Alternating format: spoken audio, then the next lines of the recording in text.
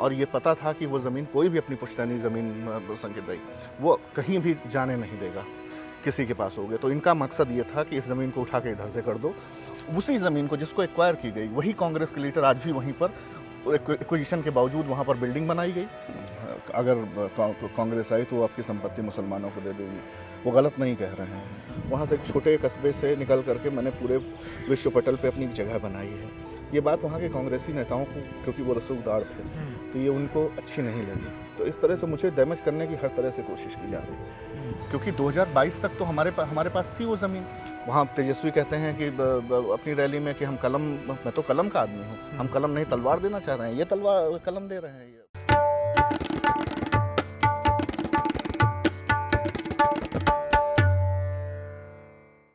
नमस्कार, the red mic में आपका स्वागत है। मैं हूं संकेत उपाध्याय। आप जानते हैं कि भारत की राजनीति में अभी एक बहुत बड़ा मुद्दा बन के इनहेरिटेंस टैक्स या संपत्ति, ये एक मुद्दा बन करके उभरा है। अब मैनिफेस्टो में क्या लिखा है, नहीं लिखा है, क्या कांग्रेस पार्टी सही में मुसलमानों को हिंदुओं की संपत्ति दे देगी, इसको लेकर के राजनीतिक बवाल मचा हुआ है। और कांग्रेस पार्टी का ये कहना है, कहाँ है हमारे मैनिफेस्टो में, दिखाओ, ये सब तो कुछ है ही नहीं। लेकिन जिसको कांग्रेस पार्टी की हाई प्रोफाइल सीट माना जाता है, जिस सीट को यह माना जाता है कि वो कांग्रेस पार्टी का गढ़ है आज से नहीं सदियों से, रायबरेली, अगर एक मामला वहीं का हो, उसी हाई प्रोफाइल कंस्टिट्यूएंसी का एक हाई प्रोफाइल मामला आपको बताएं जिसकी छाप बिल्कुल कुछ कुछ इस तरीके की ही है कि संपत्ति किसी की और वो शायद राजनीतिक रसूख से जा किसी और के पास रही है। एक मशहूर शायर हैं इस देश के, जिन्होंने देश का नाम रोशन किया है, राष्ट्रीय और अंतर्राष्ट्रीय मंच पर नाम रोशन किया है। संस्थापक हैं जश्न अदब के, कुंवर रंजीत कुमार सिंह चौहान साहब। आपका बहुत बहुत स्वागत रंजीत जी। बहुत शुक्रिया सर।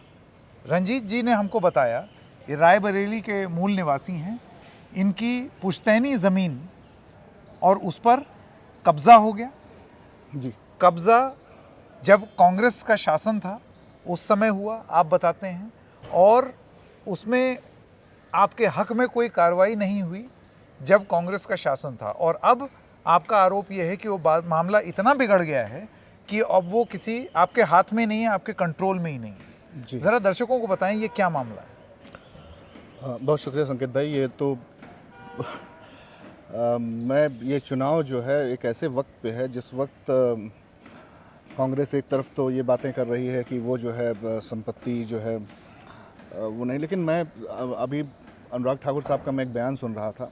उन्होंने कहा, हमीरपुर की शायद रैली थी, उसमें कहा कि जो है अगर कांग्रेस आई तो वो आपकी संपत्ति मुसलमानों को दे देगी। वो गलत नहीं कह रहे हैं, और ये बिल्कुल मुझे लग रहा है कि बिल्कुल 100% सही है।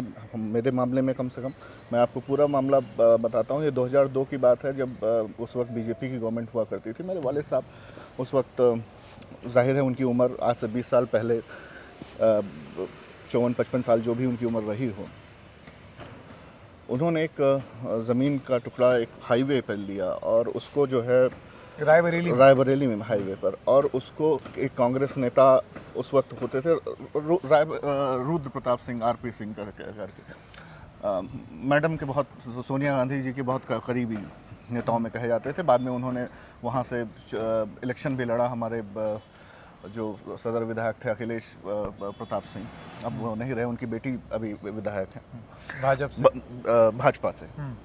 पहले वो कांग्रेस से ही रही, बाद में उन्होंने, तो उन्होंने जो है उन्होंने अपने रसूख का फ़ायदा उठाते हुए इस ज़मीन को अर्जेंसी क्लॉज रिवोक करा करके, कि मतलब ये ज़मीन एक रेजिडेंशियल कॉलोनी, कमर्शियल कॉलोनी को, जिसको कमर्शियली रजिस्टर हो चुकी है, उसको रेजिडेंशियल उसमें डलवा दिया, कि इसमें जो है उसका कब्ज़ा करवा दिया।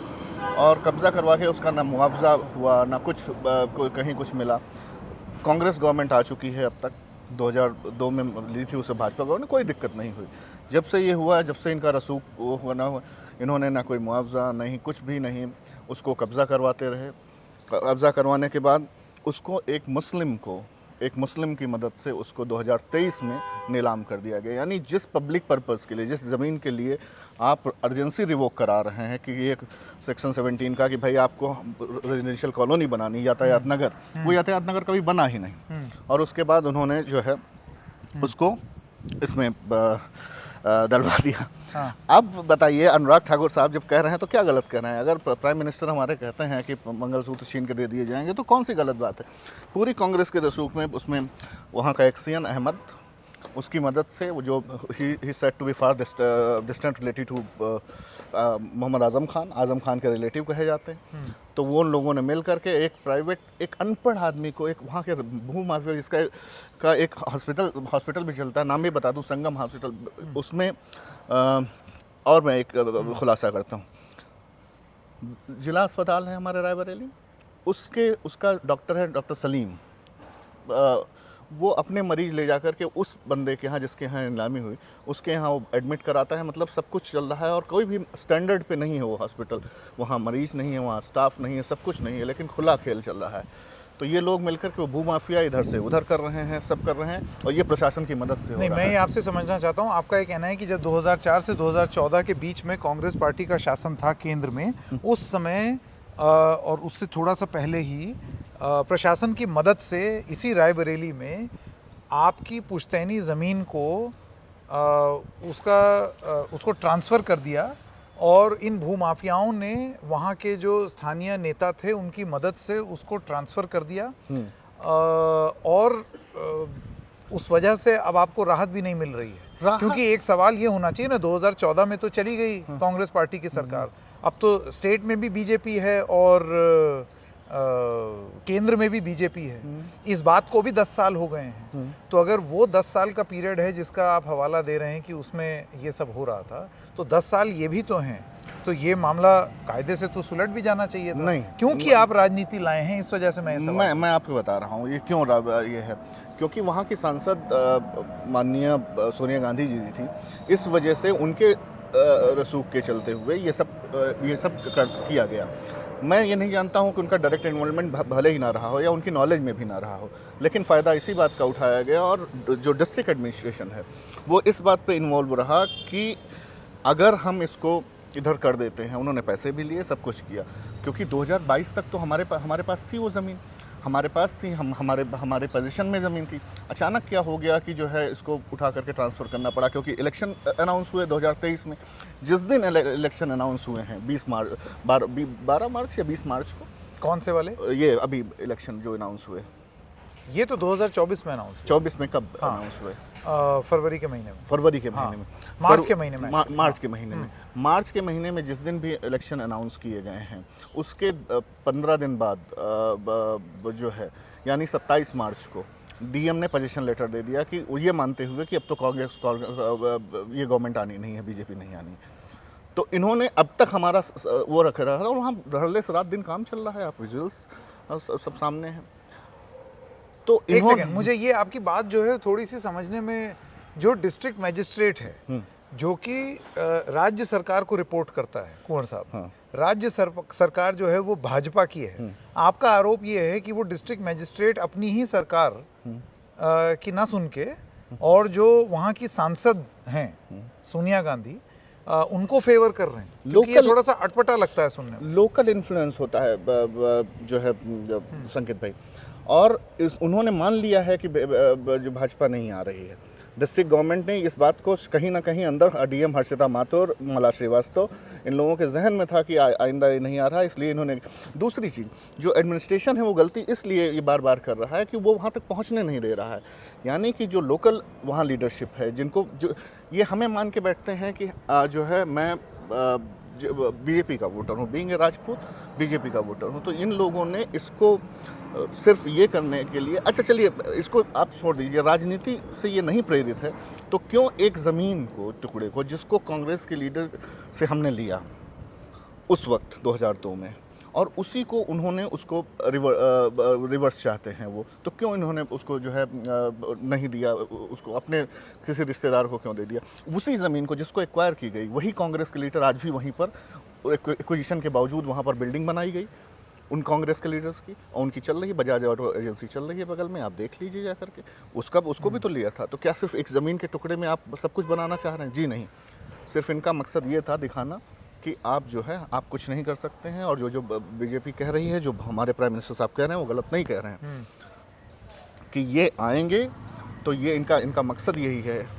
अच्छा, किसानों की, पिछड़ों की, दलित की, आदिवासियों की बात करते हैं। आप बताइए हमारे वालिद साहब क्या है, हमारे पिताजी क्या? हमें तो बहुत वो मिला है पूरी दुनिया से, पूरी दुनिया के मुसलमानों से। पूरे पाकिस्तान से मुझे कितने अवार्ड मिले। मैं तो यही सोच रहा हूँ, जैसे जश्न अदब के संस्थापक होने के नाते आप कितनी बार पाकिस्तान गए हैं। ये हिंदुस्तान के भी जो मुस्लिम समुदाय है वो आपके काम को और आपकी जो शायरी है उसको बहुत सराहा गया है। आप इतने इवेंट्स कराते हैं, सब कुछ कराते हैं, और उसके बाद आपका आकर के ऐसा एक बात ये कह देना कि आपकी संपत्ति उठा करके मुसलमानों को दी जा रही है, तो यही चीज़ जो है वो केंद्र स्तर पर कहूँगा क्यों, अगर ऐसा नहीं है तो मुझे तो सबसे ज़्यादा जो है मुझे मोहब्बतें इनसे मिली हैं, सब कुछ मिली है। लेकिन जहाँ पर गलत मुसलमानों से मिली हैं, बिल्कुल मिली है। लेकिन यहाँ पर जब गलत हो रहा है तो गलत हो रहा है। और ये बात सही है जो प्राइम मिनिस्टर साहब कहते हैं कि अगर ऐसा होगा तो ये अपने उसके लिए ये दे देंगे। वहाँ तेजस्वी कहते हैं कि अपनी रैली में कि मैं तो कलम का आदमी हूँ, हम कलम नहीं तलवार देना चाह रहे हैं। ये कलम दे रहे हैं ये अपने लेखों को, कि एक आदमी उसका नोटिस नहीं ले रहा है। और आप बता रहे हैं वहाँ पर कि आप जा कर के वो करेंगे। मेरे पिताजी मरने उसमें एक आपने PF निकाल करके उन्होंने ज़मीन ली, और उसको जो है आपने बिल्कुल किसी बगैर कुछ किए और दे दिया, और सब लोग कह रहे हैं कि नहीं, अच्छा वो तो बोनाफाइड परचेजर है। क्या बोनाफाइड परचेजर है? आप संपत्ति जांच कराइए एक्सीएन की, अहमद की, आपको पता चल जाएगा। आप एक बार जांच तो कराइए। हर्षिता माथुर ने खुद, डीएम ने मुझसे खुद कहा कि मैं जो है गलती हो गई है, ज़मीन आपकी कैसे किसी को जा सकती है। उसके बाद उन्होंने वो चीज़ लगा दी। और उसके मतलब इतने सालों से आपकी ज़मीन होते हुए परिवार जिसको अपना मान रहा था, आपका ये कहना है कि 20 साल से आप अपनी ही ज़मीन से बेघर या बेदखल किया गया। और ये बिल्कुल सही बात है कि इसमें जो है मिलीभगत है कांग्रेस के लीडर्स की, और ये साजिशन किया जा रहा है। चुनाव के वक्त में इसको उठाया गया, क्यों कि इसलिए उठाया गया, उस पर धड़ल्ले से काम हो रहा है, क्योंकि अब इस वक्त कुछ हो नहीं सकता है। इलेक्शन में सभी लोग नेता लगे हुए हैं, मैं किसी से को अप्रोच नहीं किया जा सकता। तो आप ये समझिए कि इन्होंने बहुत वक्त के साथ चुन करके, और ये अच्छा किया कि इस वक्त शुरू कर दिया। कम से कम लोगों को, अगर मैं नहीं, यहाँ कोई आम आदमी होता संकेत भाई, और आप उसको इंटरव्यू नहीं कर रहे होते, तो ये तो कितने लोगों के साथ, जो मेरे साथ ये हो सकता है। मैं इस वक्त पूरी कंट्री का लिटरेचर का एक बड़ा नाम हूँ। मतलब मैं अपने आप नहीं कह रहा हूँ। नहीं, अरे ये तो किससे छुपा हुआ है रंजीत जी? कौन सा ऐसा वो स्टेट नहीं है जहाँ पर मैंने रिप्रेजेंट नहीं किया हो।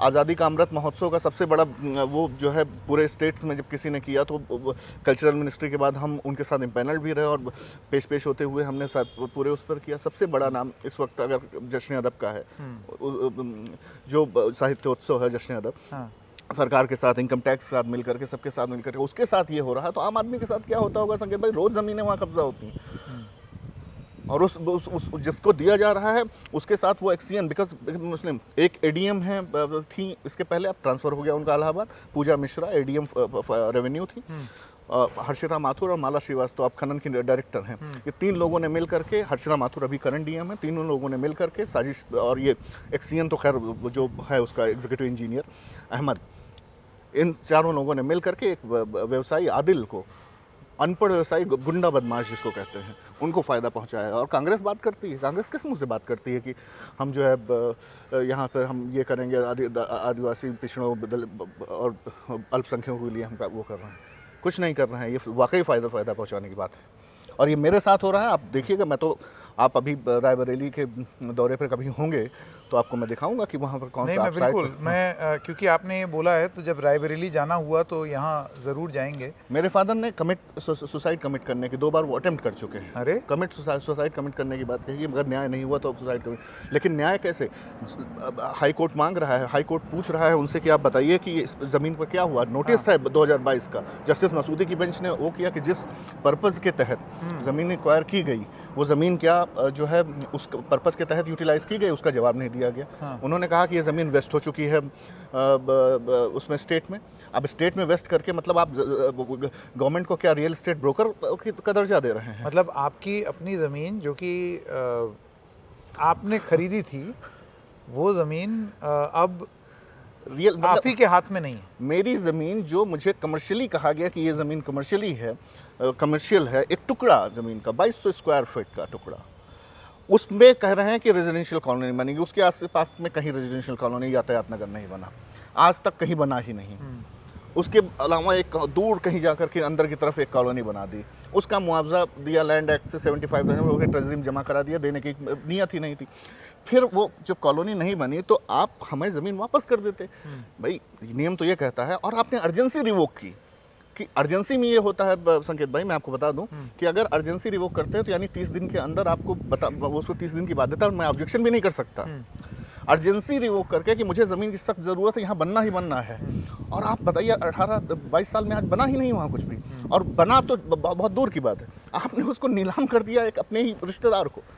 अब जांच कराएं तो रिश्तेदार निकलेगा उनका, जिसको नीलाम किया आदिल नाम का बंदा है, उसका एक संगम हॉस्पिटल है, वो भी गैर कानूनी चल रहा है। आप देखें बहुत सारी चीज़ें हैं जो इसी वजह से आपको लगता है कि ये जो बोला जा रहा है वहाँ दंगा कराने की वो है। मैं बताऊँ, क्योंकि हमारा जो परिवार है वो रसूख का परिवार है।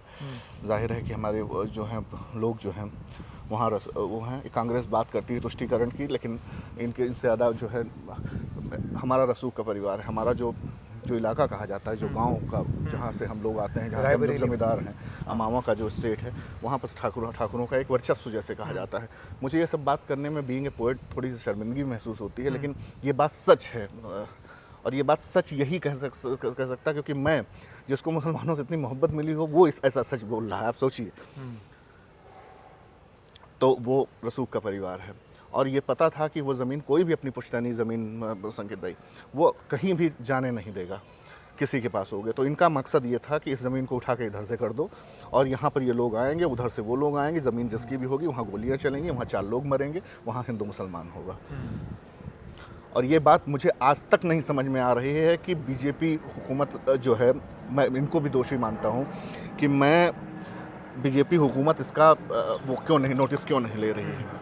मैं कई बार लेटर लिख चुका हूँ, मैं कई बार वो कर चुका हूँ, लेटर लिख चुका हूँ सीएम साहब को कि इसको हो गया। शायद उसकी वजह से मैं जा भी चुका हूँ कई लोगों के पास, सबके पास जा चुका हूँ, बड़े आईएएस सब हमारे दोस्त हैं, सबको बता चुका हूँ, सब वही मजबूर हो जाते हैं। आप ये साबित कर पाएंगे कागज़ों के आधार पर कि वो आपकी ज़मीन थी, आपके पिताजी के नाम पर ज़मीन है? हाँ, सारे पेपर्स हमारे पास हैं, और ये लोग लिख करके भेज देते हैं और कह देते हैं कि जो है हमारा। अच्छा सुनिए, ज़मीन ये कह रहे हैं कि हमने हस्तांतरण कर दिया। अर्जेंसी क्लॉज में एक और चीज़ होती है कि अगर आपने अर्जेंसी रिवोक की तो फिर आपको 80% मुआवजा, जो भी मुआवजा है, उसको जमा करके आपको ज़मीन लेनी पड़ेगी। ये कह रहे हैं कि ले लीजिए, 80% मुआवजा कहाँ है? 3A के अकॉर्डिंग कहाँ है? ये मैंडेटरी है, सुप्रीम कोर्ट का ऑर्डर है। तो सारे, और सुप्रीम कोर्ट का दूसरा ऑर्डर ये भी है 2019 का कि कोई भी पब्लिक पर्पज़ के लिए ली गई ज़मीन को प्राइवेट में नहीं दे सकते आप। कैसे बेच देंगे? मतलब ये दलाली हुई ना। मैंने आपसे ली ज़मीन आपको कौड़ियों के भाव में, और मैंने इनको दे दी, एक्स को किसी को दे दी, जो है। दूसरी चीज़, घपलेबाजी देखिए, उस ज़मीन की इस वक्त वास्तविक कीमत 2 करोड़ रुपए है। सर्कल रेट वो तो ऑफिशियल होता है, डीएम का होता है, उसको 67 लाख रुपए में नीलाम किया, 67 लाख में। तो आप सोचिए कि वो 1 करोड़ 30 लाख का कहाँ पर पैसा बैठा हुआ है। आप कह रहे हैं ना कि जो है ये डीएम उनकी है और ये उनके हैं, तो ये क्यों नहीं करेंगे? भाई साहब, रसूख अपनी जगह, जब उधर से लोकल रसूख आ रहा है, पैसा आ रहा है, तो संकेत भाई ये सब कुछ करेंगे। इनकी सबकी जांच होनी चाहिए, और सबको पूछा जाना चाहिए, इनकी जिम्मेदारी तय करनी चाहिए कि कहाँ, क्यों एक बार इन्होंने जांच नहीं कराई वहाँ पर जाकर के।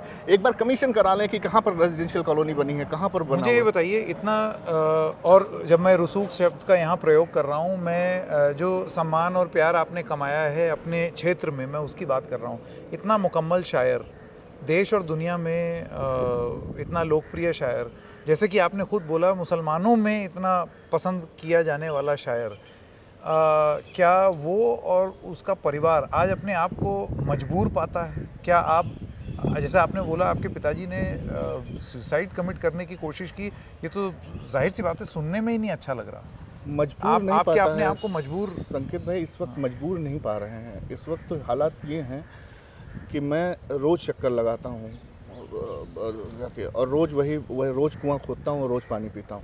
हालात ये हैं कि मजबूरी नहीं सीख पा रहा हूँ। इस वक्त मेरे फादर की हालत बहुत ही दयनीय है। हो सकता है कि ये अगर सब कुछ हो गया तो वो इस दुनिया में ना रहें, और नहीं रहेंगे तो इसके रेप्लिकेशंस तो अच्छे नहीं होंगे। ये लोग सोच रहे हैं कि ऐसा करके लें। जो बीजेपी बात करती है चाल चरित्र चेहरा की, वाकई में उनके पास है। वो कोई भी बात गलत नहीं कह रहे हैं, वो सिर्फ आईना दिखा रहे हैं लोगों को। और ये लोग शुरुआत से ही ये लोग इस तरह की हरकत करते रहे हैं। मैं बहुत इसी वजह से मैं मेरे और सुनिए, और तो सुनिए, मेरे फादर, मैं तो नहीं रहा, लेकिन मेरे पिताजी वो तो कांग्रेसी ही थे। वो तो आज भी मतलब वो करते हैं, और उसके बावजूद जो है वो ये लोग उनके साथ वो कर रहे हैं सिर्फ भरोसे में कि ये हमारे साथ हैं। और इस तरह से मतलब कांग्रेस के सब पहले सपोर्टर रहे हैं। अब क्या होंगे, अब तो पूरा छीन करके ही इन्होंने हाथ से सब कुछ दे दिया। तो ये राहुल गांधी साहब जो जितनी बातें बोल रहे हैं, ये वाहियात निहायत वाहियात है, और सब फर्जी बातें हैं। ये सब चुनाव के लिहाज से अच्छी लगती हैं कि आप अपना वोट दीजिए। प्रियंका गांधी आती कहती हैं वोट दीजिए, ये करेंगे वो करेंगे, हम तो ये करेंगे, आप अपना भविष्य चुनिए। ये भविष्य चुना नहीं कि एक अच्छे खासे इंसान को आपने बिल्कुल वो कर दिया। मैंने सोसाइटी को इतना सर्व किया है, राधर ज़मीन तो हमें दे नहीं पा रहे हैं, और दूसरे मतलब कुछ ऐसा कुछ इनाम तो हमें मिल नहीं रहा है, हमारी ज़मीन तक हमसे छीनी ली जा रही है। ये है, और सिर्फ इस बात पर कि मैं राजपूत हूँ, मुझे कंसीडर कर लिया गया है कि मैं भाजपा समर्थक रहूँगा। क्यों ना रहें हम, जब ये होता है तो इस तरह से होता है। हमें तो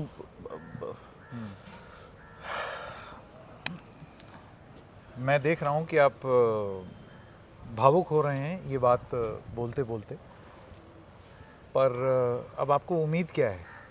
उम्मीद तो क्योंकि आपने इतने 20 साल में, मैं नहीं समझता हूँ आपने इस बारे में कभी जिक्र किया है ना किसी सार्वजनिक मंच से। मैंने तो नहीं सुना है ये होते हुए, कभी नहीं। और आज भी आज जब आपने इस बात पर बात की तो निकल आई बात। एक बात और भी है कि मैं जो कह रहे हैं कि इसका उम्मीद क्या है, उम्मीद तो ये है संकेत भाई कि वो चाहे जितना वो कर दें, न्याय वही है। ना सच्चाई पराजित हो सकती है, ना न्याय मिलेगा तो मुझे, लेकिन हाँ तब तक मैं बहुत कुछ खो चुका हूँ। मैं वो खोना नहीं चाहता हूँ। मैं अपने फादर को नहीं खोना चाहता हूँ, अपनी उसको नहीं खोना चाहता हूँ, और मैं चाहता हूँ कि मैं सोसाइटी को वैसे सर्व करता रहूँ। लेकिन बस ये है कि उस वक्त तक शायद मैं बहुत अकेला हो चुका हूँ, जब तक मुझे न्याय मिलेगा उसी की। आपकी जो शायरी है और जो आप काम करते हैं, क्या वो प्रभावित हो रहा है इस केस की वजह से? जाहिर है, अब मैं कुछ भी नहीं कर पा रहा हूँ। क्या करूँगा, मैं कुछ भी नहीं कर पा रहा हूँ। ना लिखने पढ़ने का काम हो पा रहा है, ना इस तरह की कोई एक्टिविटीज़ हो पा रही हैं जिससे मैं इतना सफल हूँ। लेकिन करता तो रहूँगा, वो तो है मेरे। अगर वो लोग इस तरह से हो जाएं तो फिर हमारी ताकत कलम है। हम झूठ थोड़ी नहीं बोलते हैं तेजस्वी यादव की तरह मैंने कलम बांटने का काम किया है। ये तो कहानी है। ये मक्कार लोग हैं, मैं आपको बताऊं। ये लोगों ने सब सिर्फ झूठ बोला है, और जितनी बातें भी ये अनुराग ठाकुर कह रहे हैं कि संपत्ति मुसलमानों को दे दी जाएगी, बिल्कुल सही कह रहे हैं। मैं बिल्कुल तायद करता हूं, मैं उनके फेवर में हूं। और मुझे जहां पर वो कहा जाएगा, मैं इस बात को वहां पर उनके मुंह पर कह सकता हूं। आप मुझे राहुल गांधी के सामने अगर खड़े हो जाए, मैं उनके मुंह पर कह दूंगा कि आप इस लायक नहीं है कि आप किसी बात का भरोसा दिला सकते। आप युवाओं को क्या भरोसा दिलाएंगे? आपको कुछ पता नहीं, ज़मीनी हकीकत आपको पता ही नहीं। आप ज़मीन से जुड़े हुए हैं ही नहीं, आप हवा में हाथ हिलाते हुए चले जा रहे हैं। आपको ज़मीन कहाँ पता है?